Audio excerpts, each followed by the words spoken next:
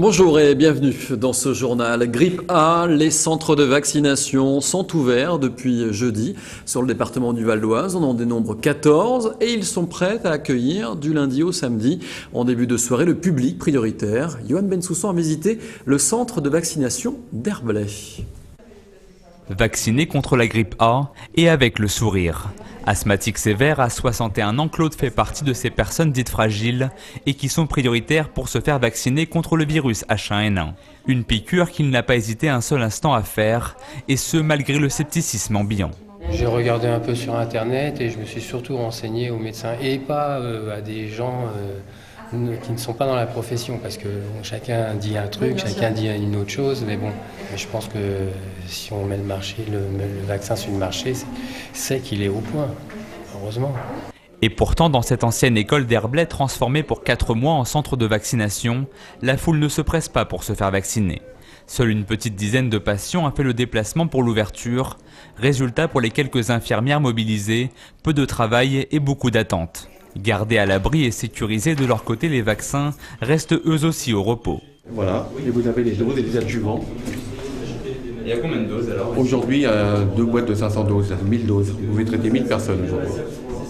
En visite sur le centre de vaccination d'Herblay, pour le préfet du Val-d'Oise, cette faible fréquentation n'est pas forcément une mauvaise chose.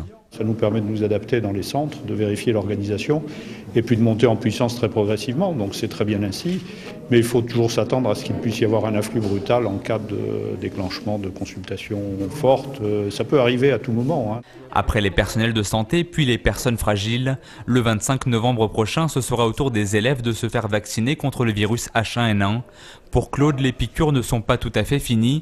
Il devra revenir dans 3 semaines pour une seconde injection, toujours contre la grippe A. Et sachez que sur le Val-d'Oise, la préfecture a décidé d'ouvrir 14 centres de vaccination, dont voici la carte. Écoles, gymnases ou encore salles des fêtes sont au nombre des lieux qui ont été réquisitionnés pendant 4 mois. Et pour répondre à toutes les questions que vous vous posez sur cette vaccination, eh bien, la préfecture du Val-d'Oise a mis en place un numéro de téléphone, donc c'est le 08 05 80 70 95. Enfin, sur veonews.fr, vous trouverez la liste des centres de vaccination pour le département. Santé, toujours, avec ce samedi à l'hôpital Simone-Veil d'Aubonne, un dépistage gratuit du diabète, une maladie chronique qui touche autant les hommes que les femmes. En France, on compte un peu plus de 2,5 millions de diabétiques, avec parfois des conséquences graves, cécité, amputation ou encore infarctus, d'où l'importance de ce dépistage pour un public qui peut-être ne sait pas encore qu'il est malade, comme nous l'explique le docteur Karim Lashgar. Il est chef de l'unité diabétologie à l'hôpital Simone-Veil d'Aubonne. Problème du diabète de type 2, parce que le diabète de type 1, qui est le diabète lié au manque d'insuline, il a des symptômes, des signes, et on rentre dans la maladie, on le sait rapidement. Alors que le diabète de type 2, c'est une maladie qui ne fait pas mal, on ne se sait pas diabétique, et si au cours d'un bilan ou si le médecin n'a pas fait un bilan ou autre, on peut être diabétique et ne pas le savoir. Et c'est la catastrophe un petit peu de cette pathologie, puisque on sait que un diabétique sur 2, souvent arrive au stade de complication et on découvre son diabète au décours d'une complication. À Cergy-Pontoise, l'ESSEC est toujours au top des écoles de commerce, selon le dernier palmarès publié par l'Express. L'école de commerce de Cergy-Pontoise obtient une nouvelle fois la médaille d'argent derrière l'indétrônable HEC.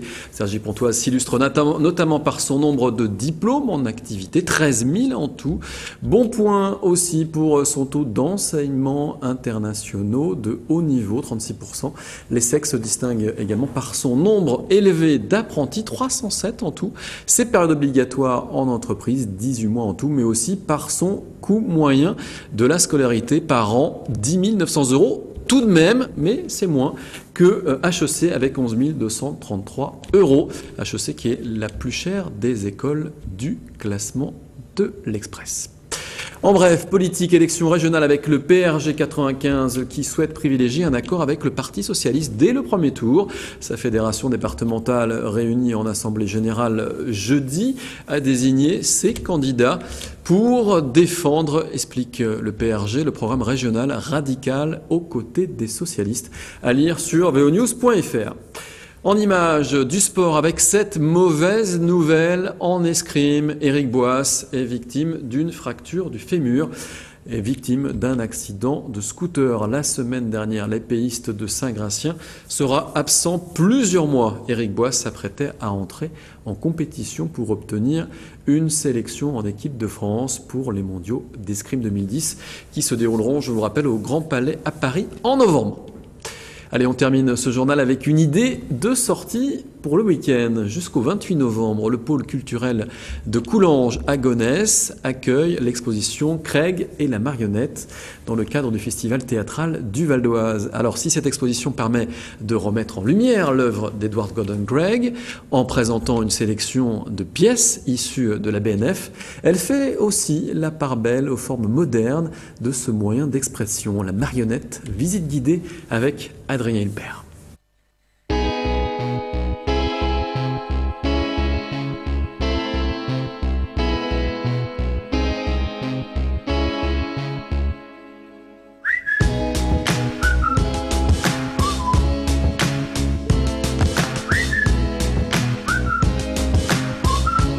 Bien loin des clichés de Guignol, les marionnettes exposées à Gonesse sont à des années-lumière de l'image enfantine que l'on réserve trop souvent à cet art vivant. Parfois effrayantes ou mystérieuses, ces œuvres issues des fonds de la BNF ou prêtées par les compagnies elles-mêmes témoignent de l'influence de Craig dans la pratique contemporaine. Techniques de manipulation diverses, occupations de l'espace différentes, les modèles présentés dans cette exposition ne ressemblent en rien au lieu commun de la marionnette. Ça ne ressemble pas vraiment a priori à une marionnette. C'est-à-dire une marionnette en général est constituée d'articulation et de contrôle et la forme. Donc là on ne voit que la forme. Mais en réalité, cette marionnette est véritablement animée directement par l'acteur. C'est un petit peu une effigie et l'acteur ôtait les formes comme ça pour les animer. Et les articulations donc n'étaient plus tenues par des fils ou des câbles, mais véritablement par le jeu qu'en fait l'acteur en la manipulant de cette façon. L'art de la marionnette touche à la fois l'art du mouvement et l'art plastique. Véritable laboratoire de recherche permanente, il permet de nombreuses innovations qui font avancer le théâtre en général. Le sens de cette exposition, c'est évidemment de présenter l'apport considérable de la marionnette au théâtre en général. C'est de présenter les formes contemporaines et les recherches fondamentales qui y sont menées comme partie prenante du théâtre contemporain. Tradition revisitée, rejet du réalisme, acteurs marionnettisés, voilà quelques-uns des thèmes proposés à Gonesse. Réalisées par de véritables artistes, ces marionnettes contemporaines ont tout pour provoquer chez le visiteur le plus pur étonnement. À voir donc à Gonesse jusqu'à la fin novembre. Voilà, ce journal se termine. Merci encore de l'avoir suivi. L'info continue bien sûr sur vonews.fr. Bon week-end à tous.